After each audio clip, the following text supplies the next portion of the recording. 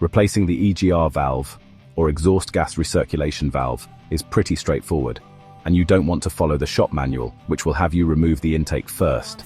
That is absolutely not necessary. By doing that, you're simply creating more work for yourself, and there is also no need to remove the turbo and intake. Instead, in this video, I'm going to show you how to replace your EGR valve without taking out the entire intake system. This will work for most vehicle models, except for a few car brands where the EGR valve is hidden or difficult to access. By the way, this video is a continuation of our other video here, where we talk about symptoms and how to identify a damaged, faulty, dirty, and clogged EGR valve. So be sure to check that one out if you've not already seen it, to be sure that the EGR valve is actually the problem, and whether your best course of action will be to replace it or to just clean the valve. In most cases, EGR valves often malfunction when they become stuck open or closed due to carbon buildup. In that case, cleaning will just solve the problem, and we showed that in the previous video linked in the description box. However, when the valve is damaged or worn out, you need a replacement. And here is how to replace the valve. To change an EGR valve on most types of vehicles, you'll need the following tools and items: ratchet and sockets for removing bolts and nuts, a torque wrench to ensure proper bolt tightening, a gasket scraper or knife to remove old gasket materials, a new EGR valve for your specific model and engine size, a new gasket to seal the new EGR valve to the engine, safety glasses to protect your eyes, a cleaner or solvent to clean the intake manifold, and a diagnostic scan tool to clear the check engine light. This one is optional, but I will say it is also necessary so you can really have peace of mind without the dash light scaring you. Place your vehicle in park and apply the emergency brake.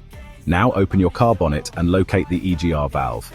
For most vehicles, it's usually located near the intake manifold, or you can consult your owner's manual or car repair manual to locate the EGR valve. Disconnect your battery and all electrical components, then allow them to fully discharge before you proceed. You now remove the old and damaged EGR valve by loosening the bolts and nuts that secure it to the intake manifold using your wrench. Please make sure to keep these fasteners you took out safe, because you might need to reuse them. Next, remove the old gasket. Take off the old gasket using a scraper or knife. Do this carefully, in order not to damage the intake manifold and other surrounding hoses and valves. When you have taken out the EGR valve, you have to then clean the intake manifold and surrounding area using the intake valve cleaner or solvent of your choice to get rid of any carbon buildup or debris that may have accumulated over time.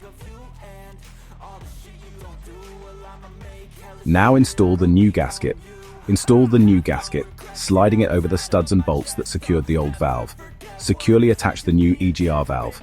Place the new EGR valve on the intake manifold and tighten the bolts and nuts that secure it to the manifold with the socket wrench. Tighten the bolts with the torque wrench until they reach the manufacturer's torque specs.